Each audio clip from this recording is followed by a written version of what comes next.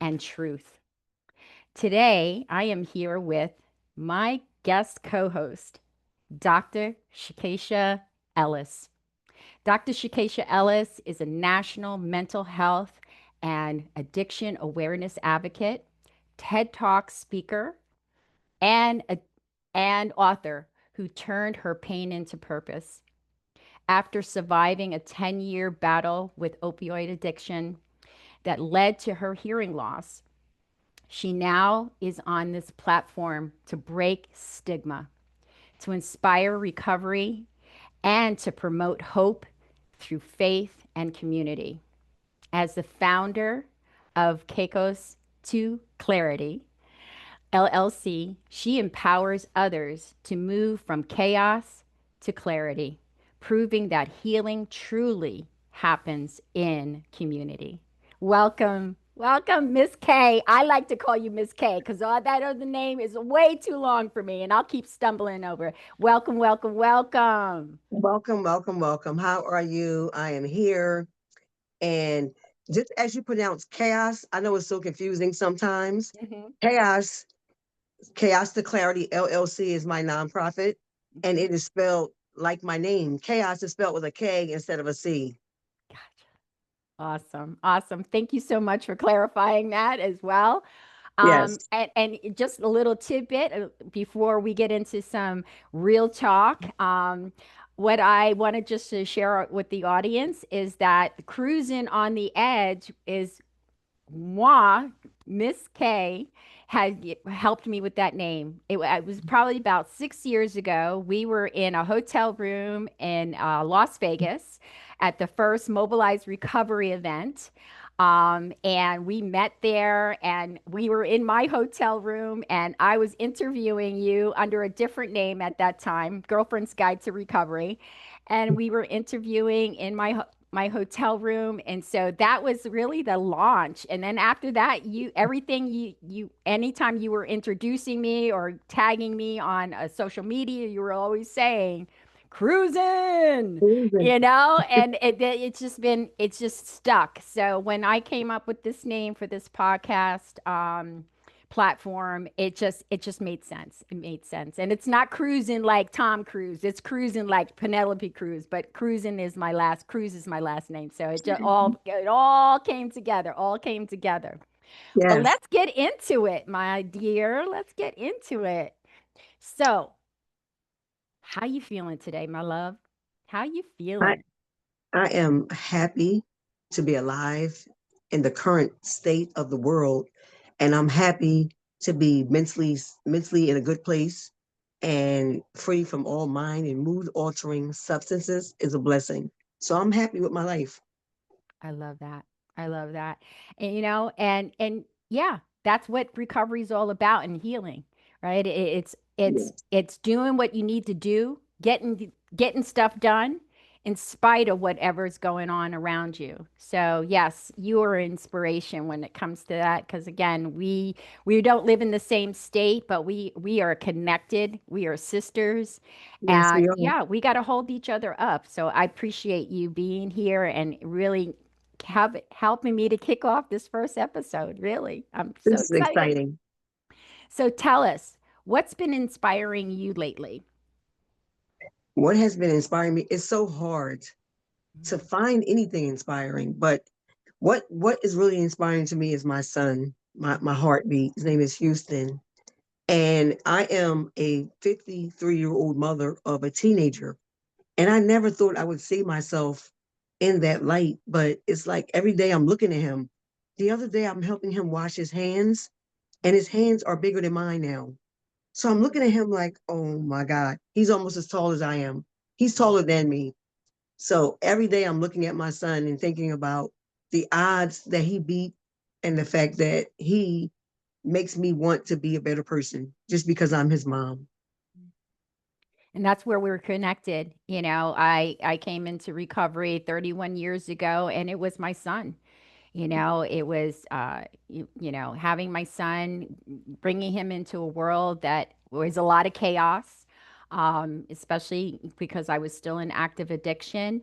And now he's a dad of triplets. And so Oh, And I get it with the hands. My brother, my ex brother-in-law used to say, "Boy, that boy's going to be big." Well, yeah, he's 6'6", and Wow. I think when he was 9, he was close, and I was 5'9" back then. I think he was definitely towering over me. Now he definitely he can probably carry me on one shoulder. It's interesting to watch him carry all three of the kids, even though they're 3 years old. He can still he's a gang dad. So yeah, I love that. I love that, you know, your son has been that stepping stone or that catalyst to move you forward, Most your definitely. reason and purpose, to keep going. So thank you so much for sharing that. So now we're going to get into the corner edge. We're going to get into some edgy questions, and I'd love to, I think the audience would also love to hear a little bit more about things that you are doing in the community, talking about your books, which I will have the links posted on YouTube when I launch this video. And so in the corner edge, this is where we're going to talk about what pushed us to the edge, right? And when did we decide to fly? When did we decide? What was the turning point? You talked about your son, but can you tell us, take us back, take us a Mhm. little bit back and defining that edgy moment, that moment when all things happened. Just take us back. Wow. So I kind of always think about that because I'm constantly reminded from the place where I lived once, that dark place. And I'm reminded from, driving down a road or walking into a store or even eating something or hearing music. I'm always reminded by it. But I remember that day. It was a hot, hot, hot day, August the 8th, 2010. And I was in the darkest place of my entire life. And I didn't even recognize the state that I was in. And I remember feeling desperate, the desperate feeling that I felt. I will never forget that feeling because people don't understand disparity sometimes, how it affects people differently. But, you know, the things that you're willing to do and how you are, how you feel. And I just remember feeling like my life was over. Like I knew that I was going to die. I had to make a decision at a moment of time. And that's what I call an aha moment. And during these moments, we have a second to make a choice. It's not a minute, it's not an hour, it's not, you have to stop everything you're doing and you have to realize that walking into that space is the aha moment. And you have to take that, you have to surrender at that moment. And I remember surrendering after a 10-year addiction to opioids. And, I was just really doing a lot of things to feed my addiction. And I just knew at some point that I didn't want to live like this anymore. And I tell people often, I say, my pathway to my wellness journey was God. And I say all the time too that sometimes we pray for things that we don't see happening, but we're living in those answered prayers. And sometimes when that deliverance comes, we don't see that. We can't sit down and plan it and say, um, you know, let me figure this out. Is it going to be in a week or two? Or when you get that moment and God tells you to surrender at that moment, that's when I walked into it. I didn't know what I was going to face. I had no clue of what it would look like. But when I took that step of faith, that leap, that faith the size of a mustard seed. So what that looks like is the mustard seed is minute. That is all you need to step out on faith. And that's what I did on August the 8th, 2010. And it changed my life forever. I am sitting here with my girl Cruzin on her beginning her first podcast. This is so exciting. It And is. I'm in wellness. I Yes. don't call it recovery too much because Hmm. I'm breaking away from that stigma of that word. So I call it wellness recovery or Yes. recovery wellness, but I include wellness in the plan. Oh, that is beautiful. So many things that resonated, what you were sharing, and again, at the forefront, God. My next question was around strength. What was the strength that kept you going? And again, in those that know what the size of a mustard seed, right? You don't think there's a lot of strength behind that, but that is, it's the focal point, right? It was the focal point to looking at that mustard seed and knowing that I can move past all that sense of adversity, and God being on both sides of you, all around you.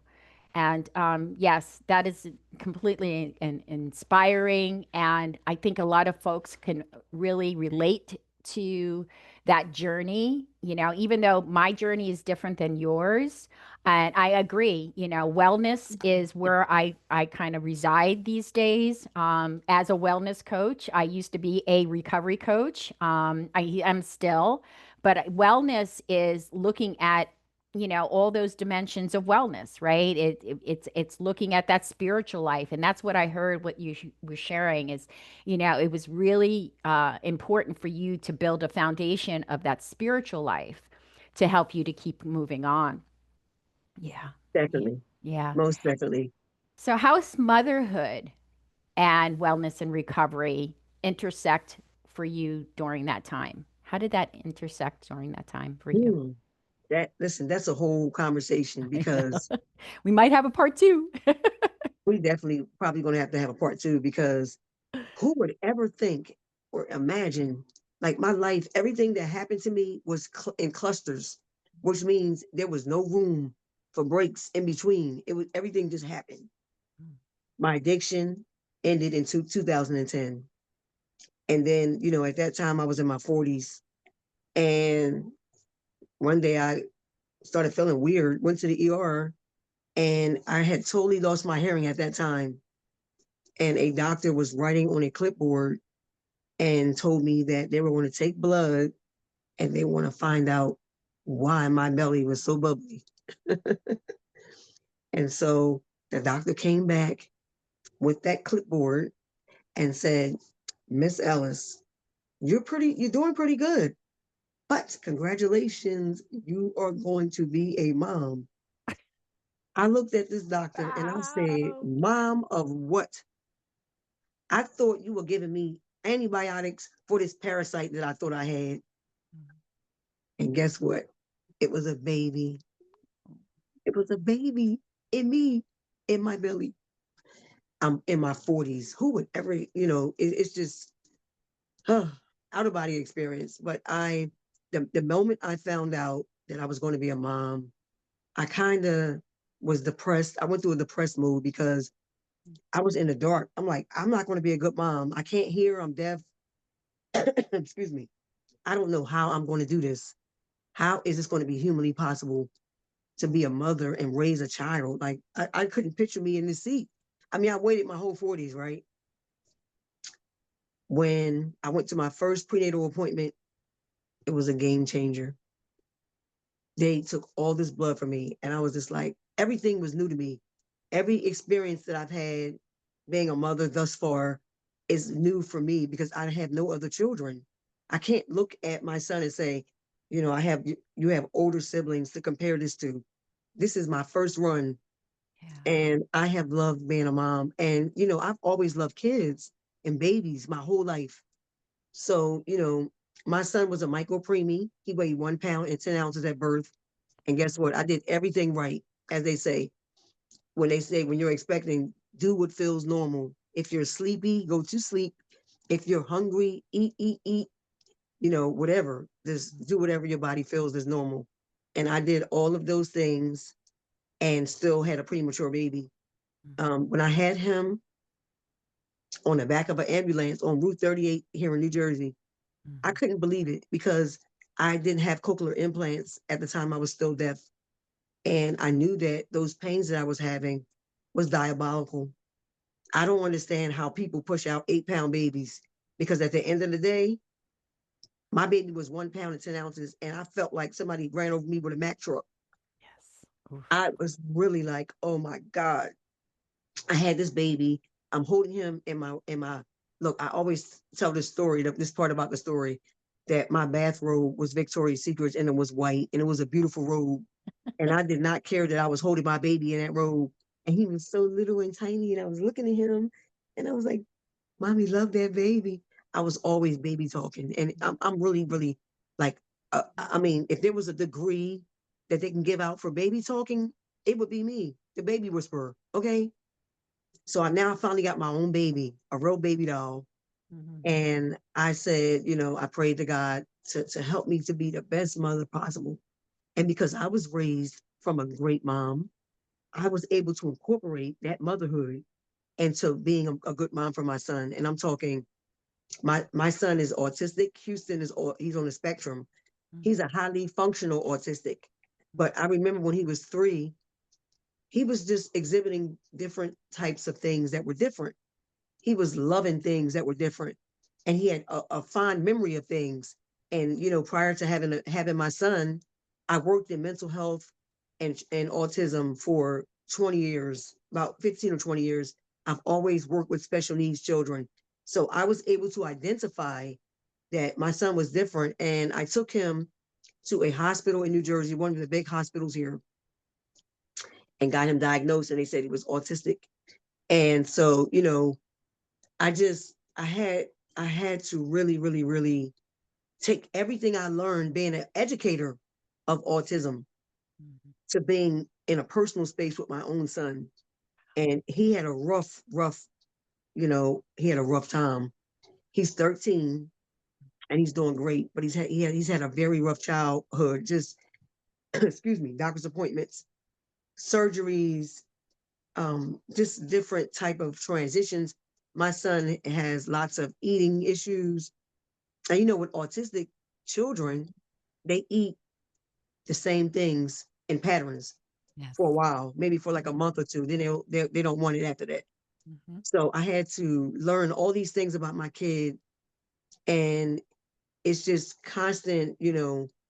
It's constant elevation with him, and as he's getting bigger, I'm just like, oh my god.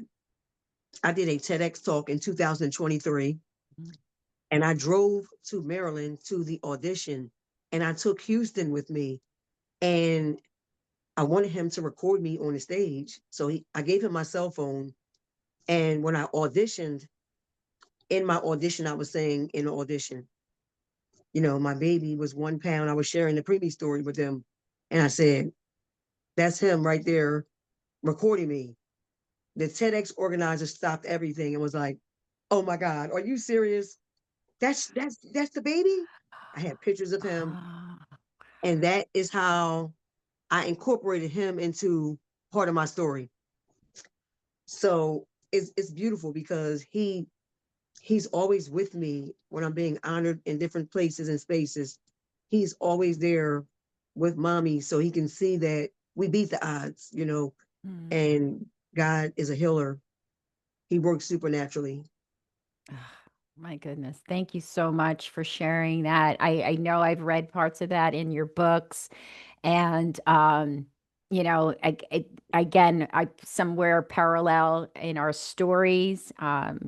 In my case, yeah, I was still in active addiction, and my son wasn't premature, but he, definitely had learning disabilities and was diagnosed with ADHD and went through, special education system, and the system a lot of times isn't built for parents to even understand what process we have to go. One of the other things that I related, my son Raymond would be like, he would eat one specific food. Yes. And then he wouldn't want it anymore, but those were the times where I would introduce like a new vegetable or something like broccoli, Yes. to him and things like that. But that again, that just shows the resiliency. Yeah, it's scary. Everything that you spoke on is extremely fearful. There's extreme, but again, faith overrides fear, right? Yes. And even if we're in that place of like, where do we go? What do we do? Who do we ask for help? It comes. it comes because of our faith, right? Because of our belief that something will change. You know, it may not change in my time. I don't have control over it. Only one person or one being, the universe, God, whoever you worship to, or even if you don't worship, if you have Right. that, thought of a mustard seed, that things can really literally transform in moments at a time. I'm going to do a little shift in our conversation, and I really love to have you share with our audience. Um, what was the moment you realized that your story could help other people? Wow.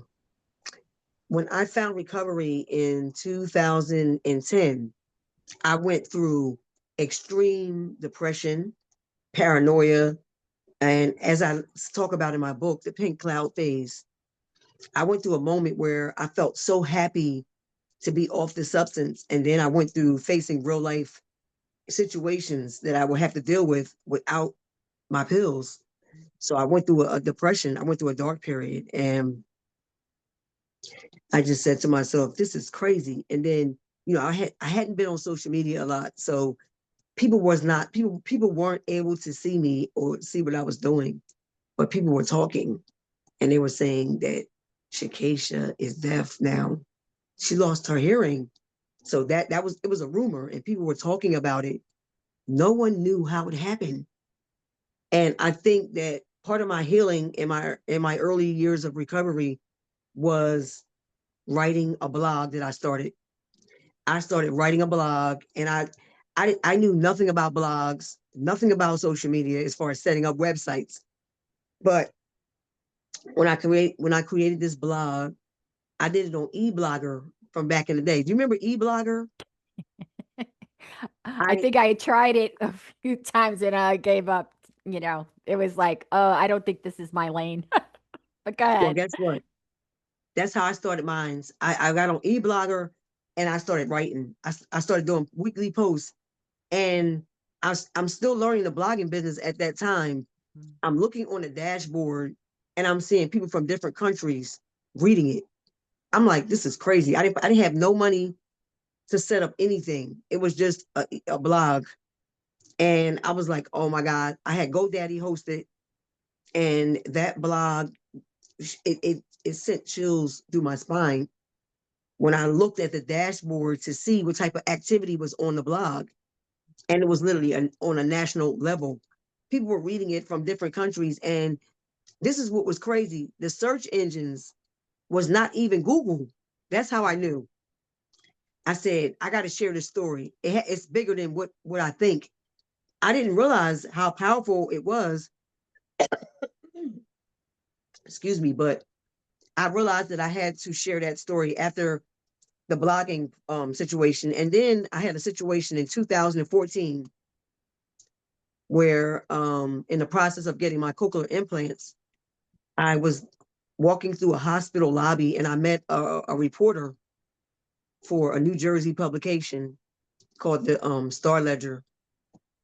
And when I met that woman and shared my story with her, when I tell you it was an elevator pitch, it was literally like, this is what happened. I lost my hearing. I'm deaf. I'm getting the first surgery, and I shared my story with this reporter and she wrote my story and said to me in the email, your story made the front page and it's out in stores today. She sent me an email and I'm like, what are you talking about? Because when you write a story or someone writes a story about you, the airing of it depends upon what's happening every day in the communities in the world. If another story tops your story, they'll post that versus yours. But on the day they decided to post my story, I was like, oh my God. Everybody was like, Chekesha made the front page. And that's the day that people learned that I went deaf from opioids. Nobody knew until that newspaper came out.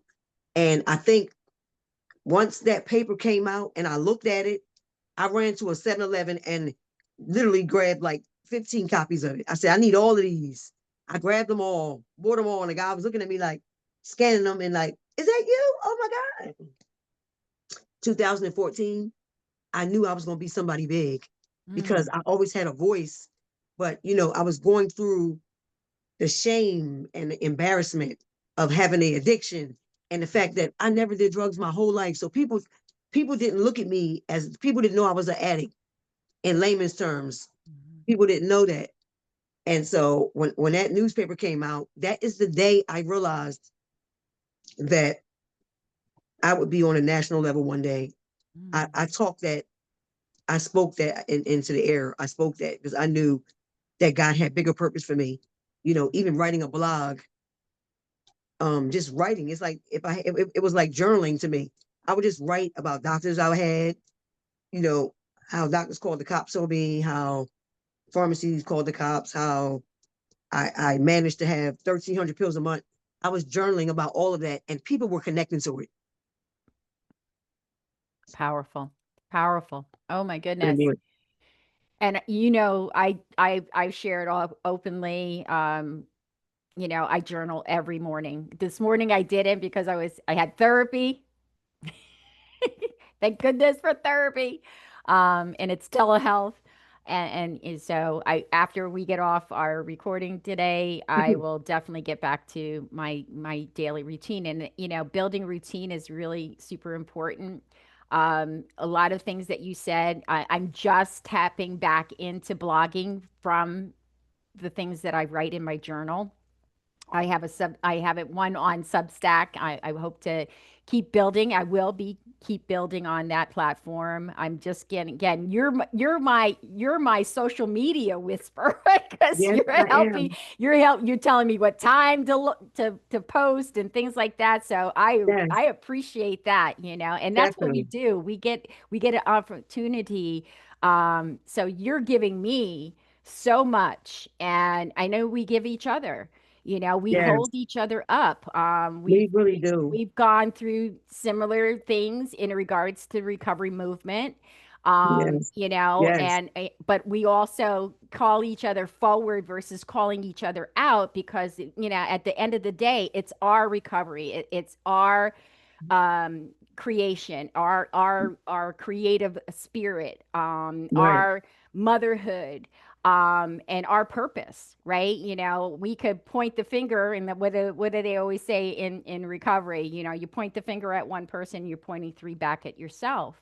And Yes, in that process of finding purpose, the other thing that you talked about is that discovery. And I think for the reporter to discover you had already had discovered yourself, right? You had already poured into yourself, so you were ready, right? And yes. we see people all the time, and we're like, why isn't it not happening to us? Well, for me, I get it that, and I think you realize also relate to this is that certain things are in our wait. It's not God saying no, and it's not God saying yes. It's God saying, wait in the hallway. I got something better for you down that way. You just A have to be denial patient. is not a delay. Right. Patience, love on yourself, build your resiliency. We're building our resiliency through our platforms, through our stories.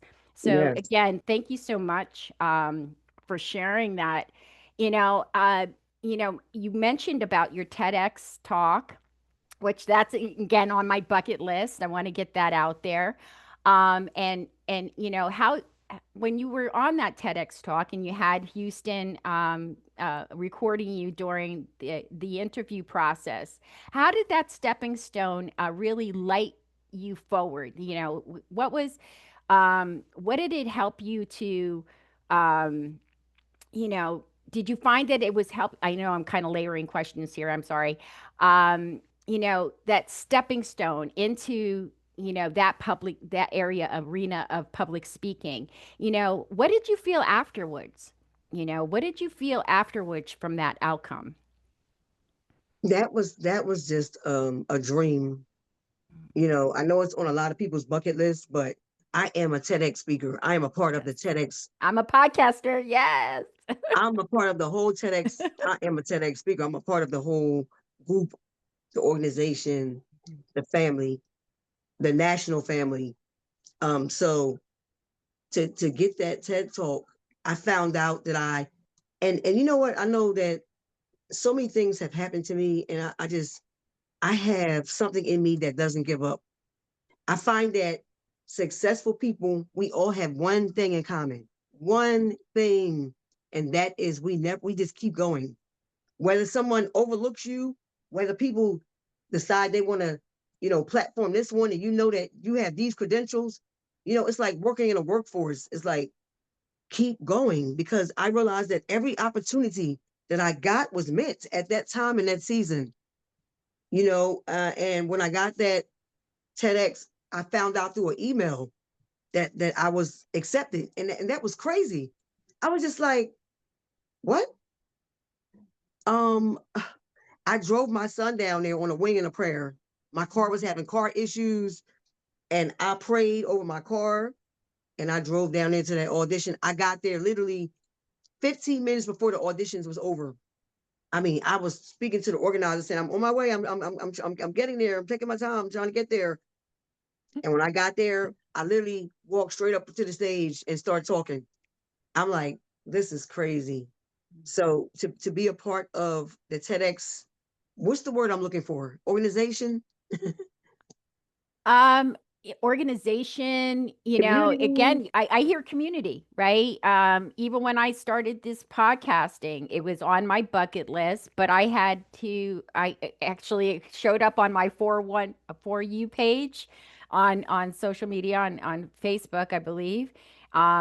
And the organization is seven figure podcasting, two men of color, two black men, which really strong, been in the podcasting for 20 years. And they built this amazing community of other podcasters just like me, starting off at the ground level, not having always the right equipment right out of the way, but just Right. getting our message out there, getting our stories out That's there. what's important. And That is what's important. that's what you did with the TEDx.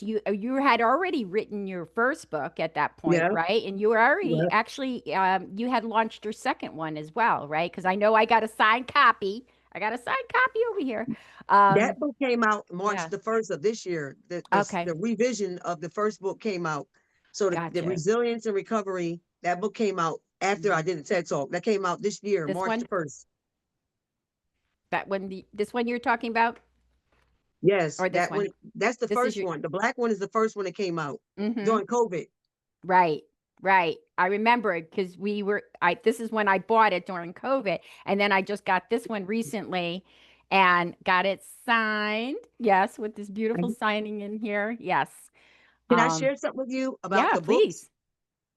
So here's the crazy thing about the books and growth. Growth is so real and it's so Mhm. beautiful because sometimes we are living in answered prayers. And Yes.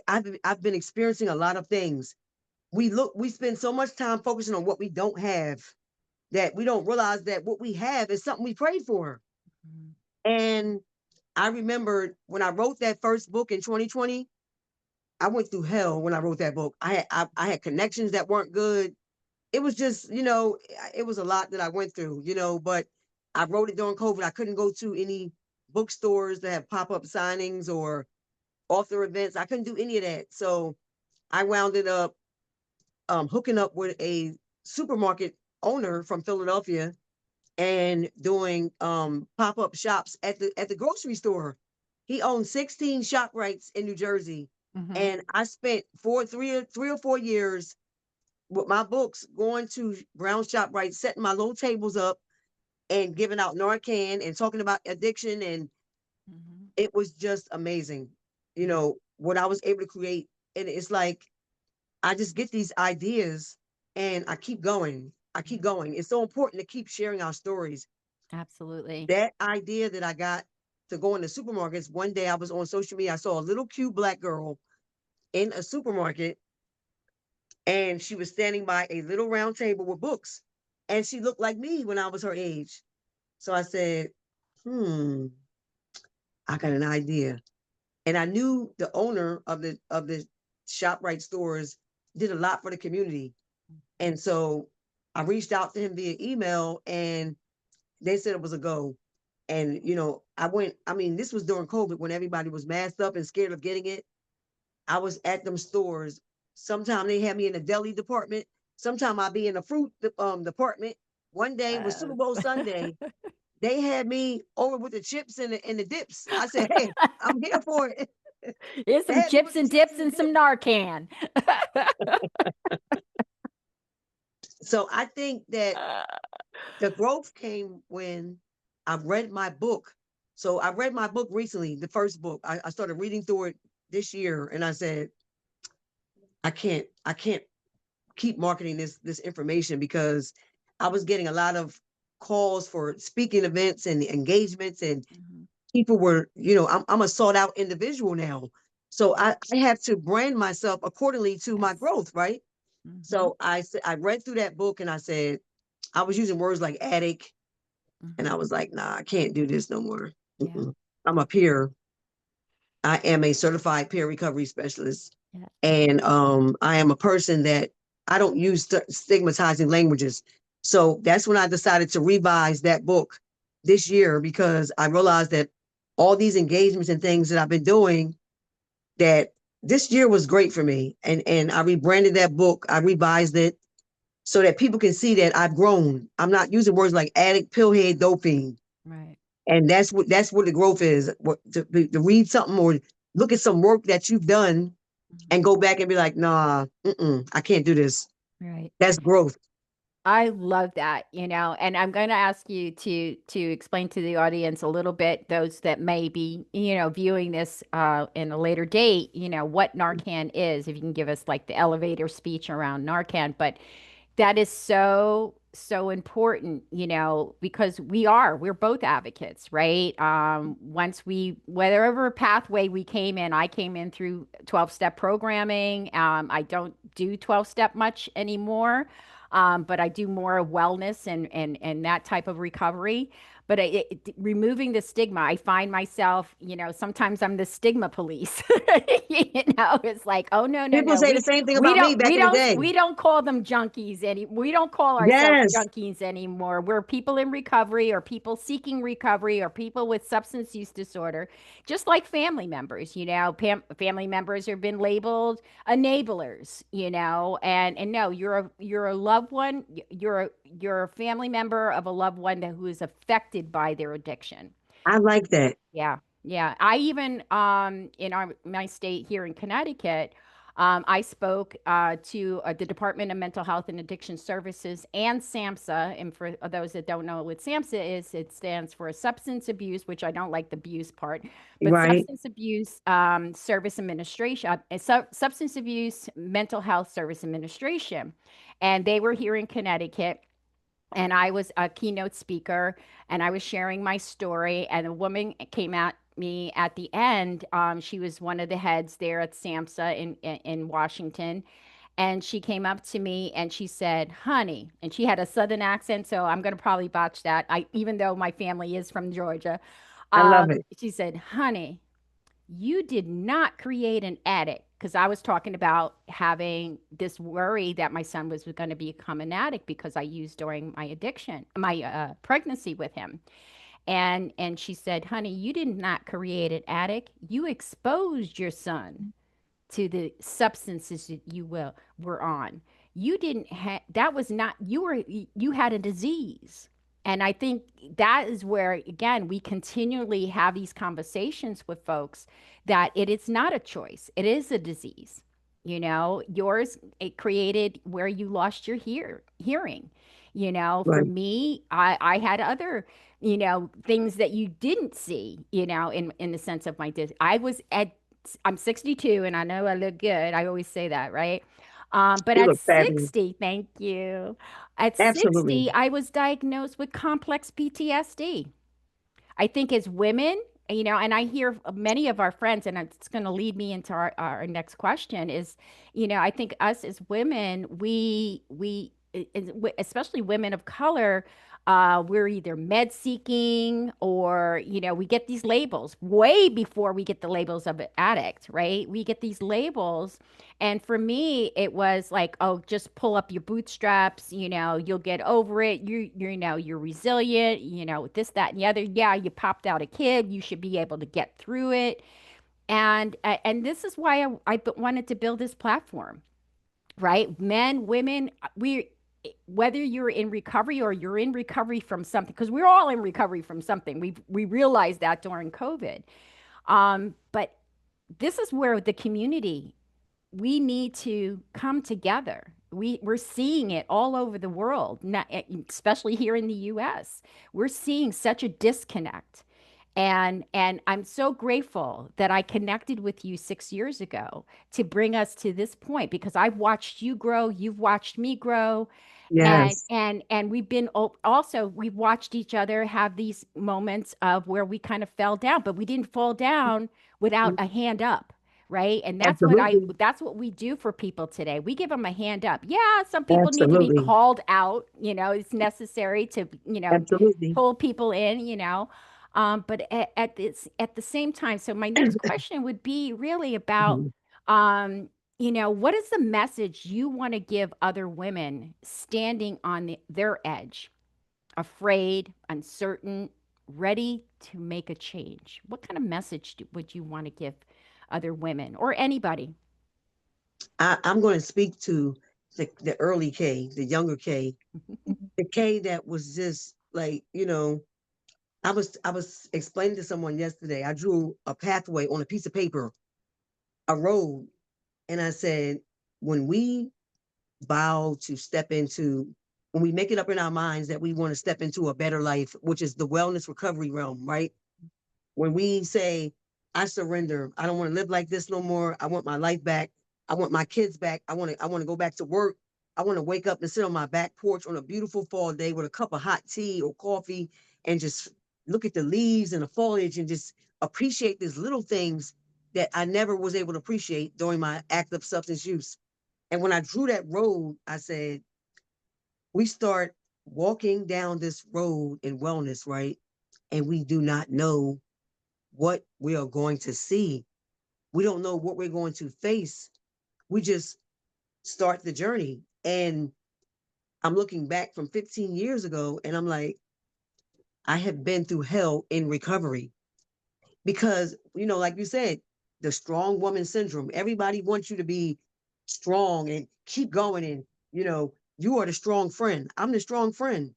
You're the strong friend, and I would say that, taking care of our mental health is priority number one. You can't have a good life if everything is all over the place, and being organized. And like you said, we need to work together on getting me more organized. And I need to work on journaling. And the big thing that you said was, what is it, the schedule? The right, Yeah, what is it? routine, like building a The routine. I have my routine. my little cup of coffee, I got my journals, my I daily don't have a inspiration routine. books. Yeah. No, I need to create a space, a routine, Mhm. because that plays a very you do a great Yeah. job cruising on taking care of your mental health. You're doing a better job than I am right now because I don't have a doctor that I'm seeing, but you invest in yourself so much. And that's so important, Thank you. when the world is looking like this. It's like some people wake up and they be like, I don't want to keep going with life. Put the I covers back can't do over our this head. anymore. Yeah. Right. Yeah. And so if success, it can happen for anyone, Mm. but I think it has to do with the person's drive, motivation, and execution. All these things, because we can sit down and write a million things, Mhm. but if we don't have the gift of execution, then Yes. I don't think it can happen for us. But that Right. also has to do with who you surround yourself with, your circle, your people. Hmm. Me and you are loners. I have been a loner my whole life, and I've been okay with that. Yeah. Like, I I like my listen, own company, to be I honest with love you. my own company. It's less Listen, chaos. I love it the way it is. And I thank God for that because we live upon a world of women where they have to be sitting in restaurants with five girlfriends and who's going to expect the bill and everybody's together and we got to do this together. Listen, I roll solo. I'm okay with that. Mhm. I don't need people cheering me on. We all like to have that. But Yeah. if it's not genuine, I don't want it. I don't want If it. it's expected, it's not genuine.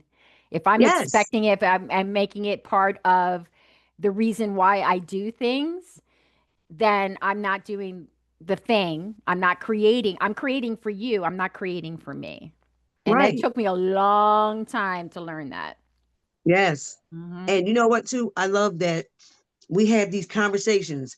Hmm. When we talk on the phone, Yeah. it's never 1 hour, it's always 4 hours. Okay. I Sounds remember like having a how I met conversation my ex-husband. 4 hours. I was sitting at the DMV after getting my car inspected, Hmm. and we were talking for 4 hours. My mom, like, where were you at? Sitting in the parking lot at the DMV. So I love the fact that it's rare to have that much conversation to somebody that you confide and trust in. And when you find that person, it's a Hmm. beautiful thing. I know that you'll be there for me if I need you. You have Absolutely. been advising me through a lot of years of stuff, like even before, just a lot of different situations that I've been in. I would be like, Cruzin, I need your help on this. I need your advice on this. And even me sitting in my bank parking lot recently talking for hours with you about things you were dealing with. So, a lot of people don't have a person, but I Yeah. don't need a click. I'm not a click person. Hmm. And I think that has to do with my age too. I'll be 54. Like, I'm not pressed for that. Right. So if Yeah. there are people out here that want to be successful and want to be motivated, I think it has to do with your mind, your mental health, your energy level. The people that you are around make you or break you. And Yes. that's real tea. Isn't this what the Yeah. kids do? I know. I wasn't sure. I know there's another Wait, way, is it like but this? Or like, I think this is the clap. Whatever. We'll get comment. We'll get comments that we whether we got it right or we got it wrong. yes, like whatever. Is this the tea, the coffee, the milk, whatever you drinking? Uh, thank you, thank you, Miss K. I mean, I'm never expecting compliments, but I'm right there with you. Um, that the investment, and again, it took me a while. Just real quick, before we wrap up, you know, you saw me in that venture out going out to Las Vegas for a job, and the literally Yes. that venture was to find myself, to find a piece of myself that I had lost, Oh my lost in my God. marriage, lost in even being a mom. Here again, I was Mm, mm, 57, mm. close to where you're at now. You're 54. And I don't regret. I don't regret moving out to Las Vegas, and I don't regret coming back, even though I didn't come back with open arms. I came back because I was getting a new label. I was going to be a grandmother, and I was going to be a mother-in-law. So I got two new labels very quickly.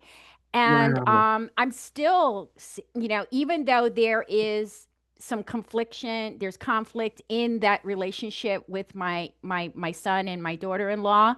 And I don't always get to see my grandchildren as much as I would like to. We're on the off again right now, and that's okay. Talking with my therapist this morning, it was like, I got to keep moving because when I'm standing still, and even when I'm in sleeping, I'm moving, right? I'm still Yes. in action. But I Yep. can't allow my emotions, like I give myself that moment of, yes, being sad and crying, or any parts of the physical emotions but I don't hold anything in anymore, Yes. because I Absolutely. was in a place 3 years ago where it was very, very dark. And being 28 years in recovery and saying, this is what I, this is not what I signed up for. I didn't sign Yes. up for this. I know there's a better way. And Hmm. and so I had reestablished a relationship with God. I had reestablished a relationship with me before I could even touch on a relationship with Absolutely. my ex or my children. I needed to completely focus on me. And when I say that I love my company, my that couch over there, my computer, my I'm good. I'm good. I get an opportunity to walk. I was out on the beach yesterday. I only live, and I can't wait till you come out here because and Houston. I love, I and when cannot. I met Houston, I absolutely fell in love with him when I met him when I Good came day. to that award ceremony of yours. I'm a Jersey girl, so when you Hmm. mention Stop and Shop Right, and you mention Oh, you mentioned an area. The New Jersey Herald or whatever. Oh, Yeah, yeah, New Jersey, the Star Ledger. That's the North Star Jersey Ledger. newspaper. Oh my God, I was like, oh, that's Jersey. But Wow. yeah, thank you so much, Miss Kay. Thank you so much for being part of this journey. I'm not going to get emotional. I probably will afterwards It's when I okay. review this. We When are I do emotional this beings. podcast. It is, and I think that is a message that I give my family, especially my son, because he tends to hold a lot of things in. I think we need to give people permission because they're not yet ready to give themselves permission, you know, but they're not Absolutely. yet ready. And, cruising on the edge, you know, it's just, it's not the end, it's the beginning. It's the It's the beginning. beginning. It's the It's your beginning. story. It's your Yes. voice. It's your Yes. testimony. And the fact that you listen, you were a great interviewer. This is part of your calling.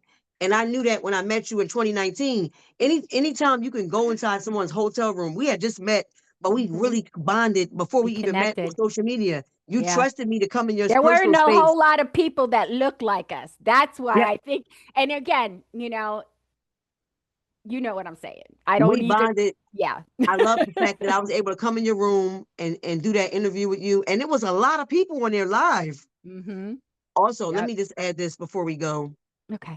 You said that you went through something that broke you. It was kind of another aha moment. And Hmm. some aha moments are not like happy, but they're just very strong moments where you get to see something. Hmm. And I had that happen to me in April Yeah. from an event that I attended, and I felt like I was treated like listen, it was not a good experience for me or my child what we went through in April. But after that event was over, I walked away from everything attached to that event. I didn't even post pictures from it. I just felt like don't let people misuse you.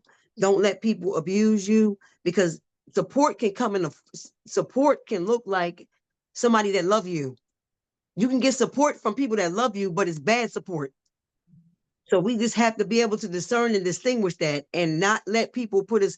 But those moments make us that it's another level that you stepped up on Yes. after you went through that. Because I feel the same way from what I went through. I said, never again will I ever be in a presence of someone that don't make me feel like I'm worthy of something. And Right. that was it for me. So that was Yeah. my moment. I kind of took a break from social media. I'm doing that right now. Hmm. I have no desire to be on social media. It's so much nonsense with just Yeah. I got in it with someone it's too much. yesterday and then I had to block them. It's You know, too but much yeah. sharing. Yeah. People think that when you're on there, you're supposed to do everything, share their posts, like Like a everything, robot. like That's their what it stories, is. do this. Like, listen, I'm Yeah. not doing nothing, and I'm I not really an don't AI. care. I'm real. I'm a real person. I'm not an AI. You Yes, might be able to mask yourself behind a avatar or AI, but at the end of the day, right. it's the real, right? Yes. Because the again, the turning point for me was to witness my shadow and acknowledge my shadow. And many people say, oh, shadow work is bad. It's scary. Yes, it's scary, but it's not bad. I needed to go through that shadow period of my life because what is a Mhm. shadow, right? It's the extension A, of re- you. You see it a behind you. reflection, It's a right? reflection, right? And behind you. But I needed to find that reflection in front of me. And that's what my shadow work did for me. And I read it. I read every morning in my entry from last year before I write in today. So it's Wow. always a reminder how far I have come. It's my chronicle, right? Yes. It's actually part in helping me to get to the place where I am going to be launching my memoir at some point. I can't give you a final date, but it's called Into Me I See, and I can't wait. It's going to be short stories of my That's life, great. and up to today. And I'm hoping that I continue on with different book series. Yeah. I mean, this is exciting. I want to leave us both with, even though the road gets rough, we keep cruising, and we encourage each other. We set the light, we set the tone, we show up, even when sometimes we don't want to.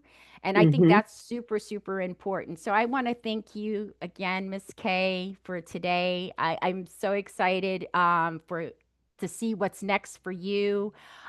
Is there one word or two words or a sentence you want to leave the audience with before we sign off? I just want to say that God makes all things possible. Yes, powerful. Yes, absolutely. Well, I want to thank Miss Kay. I want to thank you all for following Cruising on the Edge. You will be able to find us on YouTube. I will be sending out information on Miss Kay's books. Will be linked in there and how you can contact her if you want to have her on your podcast or speaking commitment. She's not cheap, so make sure you got your checkbook ready.